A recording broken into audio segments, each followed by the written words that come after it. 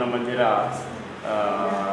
ಯೂನಿಯನನ್ನು ಮಾಡಿಕೊಂಡು ನಡೆಸ್ಕೊಂಡು ಸುಮಾರು 40 ವರ್ಷಗಳ ಕಾಲ ನಡೆಸ್ಕೊಂಡು ಬರ್ತಾಯಿದ್ದೀವಿ. ಇನ್ನೂ ಮುಂದಕ್ಕೆ ಇನ್ನೂ ನಡೆಸ್ಬೇಕಂತ ಆಸೆ ಇದೆ ನಮಗೆ. ಇನ್ನು ಹೋಗ್ತಾ ಇನ್ನು ಮುಂದಕ್ಕೆ ನಾವು ಮಾತಾಡಿ ಒಳ್ಳೆಯ ಕೆಲಸಗಳನ್ನು ಮಾಡೋಕ್ಕೆ ಸಿದ್ಧವಾಗಿದೆ. ಏನೇನು ಕೆಲಸಗಳು ಮಾಡಿದ್ದೀರಾ ಸರ್? ರಾಜಕೀಯದಲ್ಲಿ ಎಲ್ಲ ಬಡವರಿಗೆ ಸೇವೆ ಮಾಡೋದು, ಊಟ ಕೊಡಿಸೋದು, ತುಂಬ ಕೆಲಸಗಳು ಮಾಡ್ಕೊಂಡು ಬರ್ತಾಯಿದ್ದೀವಿ. ಇನ್ಮೇಲೆ ಇನ್ನೂ ಮುಂದೆ ಮಾಡಬೇಕಂತ ಒಂದು ಆಸೆ.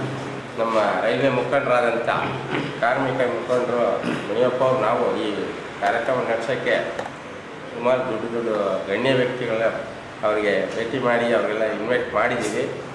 ಏನೋ CM ಮೀಟಿಂಗ್ ಇತ್ತು, ಅದರಿಂದ ಸ್ವಲ್ಪ ನಮ್ಮ ನಾಯಕರು ಗಣ್ಯರು ಸ್ವಲ್ಪ ಉಪವಾಸ ಇರೋದ್ರಿಂದ ಅವರು ಬರೋಕ್ಕಾಗಿಲ್ಲ. ಇದ್ದರೂ ಕಾರ್ಯಕ್ರಮ ತುಂಬ ಅದ್ಧೂರಿಯಾಗಿ ಕಾರ್ಯಕ್ರಮ ಆಯಿತು. ಒಳ್ಳೆ ದೊಡ್ಡ ಗಣ್ಯ ವ್ಯಕ್ತಿಗಳು ಈ ಕಾರ್ಯಕ್ರಮಕ್ಕೆ, ಸ್ವಾಮೀಜಿಗಳು, ಮುಖಂಡರುಗಳು, ರಾಜಕೀಯ ಮುಖಂಡರುಗಳು, ಸಂಘ ಸಂಸ್ಥೆ ಸಂಘಟನೆಯವರೆಲ್ಲ ಸುಮಾರು ಜನ ಬಂದು ಈ ಗಣ್ಯ ವ್ಯಕ್ತಿಗಳು ಬಂದು ನಮ್ಮ ಕಾರ್ಯಕ್ರಮ ಯಶಸ್ವಿ ಮಾಡಿಕೊಟ್ಟಿದ್ದಾರಂತ ಅವ್ರಿಗೆಲ್ಲರೂ ನಾವು ಧನ್ಯವಾದ ತಿಳಿಸುತ್ತಾ, ನಮ್ಮ ಮುಂದಿನ ದಿನಗಳಲ್ಲೂ ನಾವು ಮುನಿಯಪ್ಪ ಅವರು ನಾವು ಸೇರಿಕೊಂಡು ಇನ್ನು ಸಂಘಟನೆಯಲ್ಲಿ ತೊಡಗಿಕೊಂಡು ಅವ್ರ ಮುಂದಿನ ಕಾರ್ಯಕ್ರಮದಲ್ಲಿ ನಾವು ಒಂದು ಭಾಗವಹಿಸ್ತಂತ ಹೇಳ್ಕೊಂಡು ಮುಗಿಸ್ತಾ ಇದ್ದೀವಿ. ಇವತ್ತು ಎಷ್ಟು ಜನಕ್ಕೆ ಸನ್ಮಾನ ಮಾಡಿದ್ದೀರಾ ಸರ್? ನಾವು ಒಂದು 60-70 ಜನಕ್ಕೆ ಸನ್ಮಾನ ಮಾಡಿದ್ದೀವಿ. ಸುಮಾರು 60-70 ಜನಕ್ಕೆ ಸನ್ಮಾನ ಮಾಡಿದ್ದೀವಿ ಸರ್. ಈ ಕಾರ್ಯಕ್ರಮ ನನಗೆ ತುಂಬ ಅದ್ಧೂರಿಯಾಗಿ ಆಯಿತು. ನನಗೆ ತುಂಬ ಈ ಕಾರ್ಯಕ್ರಮ ಮಾಡಿದ್ದಕ್ಕೆ ನಂಗೆ ತುಂಬ ಖುಷಿ ಆಗ್ತಾಯಿದೆ ಸರ್. ದೂರವಾಣಿ ಇಲಾಖೆಯಲ್ಲಿ ಒಂದು 38 ವರ್ಷಗಳ ಕಾಲ ನಾನು ಸೇವೆ ಮಾಡಿ, ಆ ಸೇವೆ ಮಾಡಿದ ಸಮಯದಲ್ಲೂ ನಾನು ಸುಮಾರು ಒಳ್ಳೆಯ ಸಮಾಜ ಸೇವೆ ಮಾಡಿದ್ದೀನಿ. ಈಗಲೂ ನಾನು ಸಮಾಜ ಸೇವೆಯಲ್ಲಿ ಮುಂದುವರಿಸ್ತಾ ಇದ್ದೀನಿ. ಮುಂದಿನ ದಿನಗಳಲ್ಲಿ ನಾನು ಈ ಸಮಾಜಕ್ಕೆ ಯಾವುದೇ ಒಳ್ಳೆಯ ರೀತಿಯಿಂದ ಒಂದು ನಮ್ಮ ಎಲ್ಲ ಪ್ರಜೆಗಳಿಗೆ, ನಮ್ಮ ಎಲ್ಲ ನಾಗರಿಕರಿಗೆ, ನಮ್ಮ ಅಭಿಮಾನಿಗಳಿಗೆ ಎಲ್ಲರಿಗೂ ನಾನು ಒಳ್ಳೇದು ಮಾಡಬೇಕಂತ ನನ್ನ ಮನಸ್ಸಲ್ಲಿದೆ. ಯಾವುದೇ ಕಾರ್ಯಕ್ರಮಕ್ಕೂ ನನಗೆ ಸುಮಾರು ಕಾರ್ಯಕ್ರಮಕ್ಕೆ ನಾನು ಹೋಗಿ ಎಲ್ರಿಗೂ ನಾನು ಗೆಸ್ಟಾಗಿ ಹೋಗಿದ್ದೀನಿ. ದೊಡ್ಡ ಗಣ್ಯ ವ್ಯಕ್ತಿಗಳ ಜೊತೆ ನಾನು ವೇದಿಕೆ ಹಂಚ್ಕೊಂಡಿದ್ದೀನಿ. ಸುಮಾರು ಈ ಕರ್ನಾಟಕ ರಾಜ್ಯದಲ್ಲಿ ಎಷ್ಟೋ ಜಿಲ್ಲೆಗಳಲ್ಲಿ ನಾನು ಕನ್ನಡದ ಕಾರ್ಯಕ್ರಮ ಮಾಡಿದ್ದೀನಿ.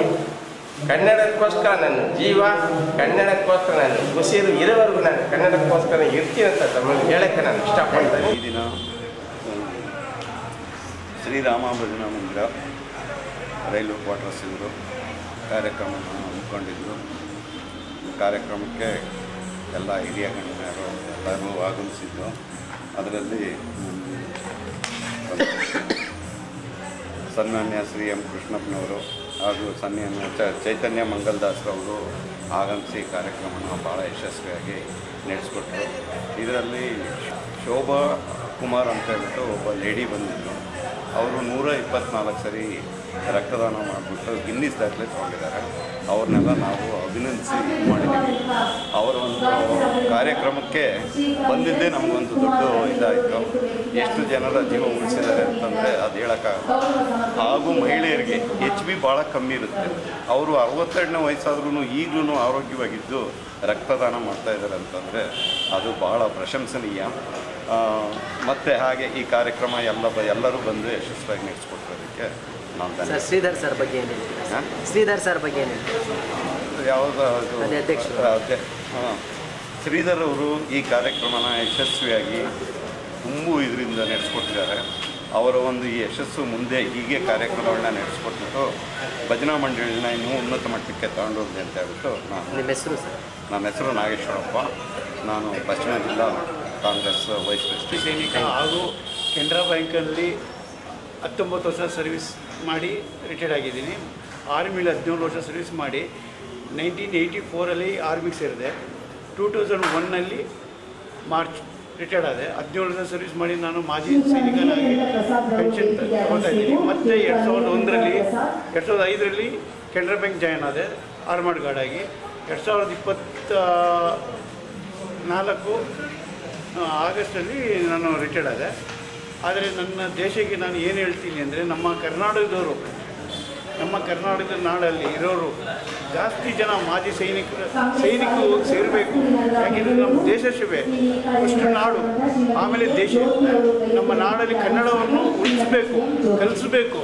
ಆದ್ದರಿಂದ ನಾನು ಇಷ್ಟೇ ಕೇಳ್ಕೊಳ್ಳೋದು, ನಮ್ಮ ಕರ್ನಾಟಕದಲ್ಲಿ ಇರೋ ಎಲ್ಲ ಜನತೆಗೂ ಒಂದು ಮನವಿ ಮಾಡ್ತೀನಿ. ಏನು ಅಂದರೆ, ಒಂದು ಮನೆಗೆ ಒಬ್ಬರಾದರೂ ಸೈನಿಕನಾಗಿ ದೇಶ ಸೇವೆಗೆ ಹೋದರೆ ತುಂಬ ಒಂದು ಹೆಮ್ಮೆ, ನಮ್ಮ ಕರ್ನಾಟಕಕ್ಕೆ ಹೆಮ್ಮೆ. ನಾನು ಈಗ 17 ವರ್ಷ ಸರ್ವಿಸ್ ಮಾಡಿ ಈಗ ನನಗೆ 60 ವರ್ಷ ಆಗಿದೆ. ಆದರೂ ಈಗೂ ನನಗೆ ಏನು ಅಂದರೆ ನಾನು ಮನೆಯಲ್ಲಿ ಇರೋದಕ್ಕೆ ಆಗೋದಿಲ್ಲ.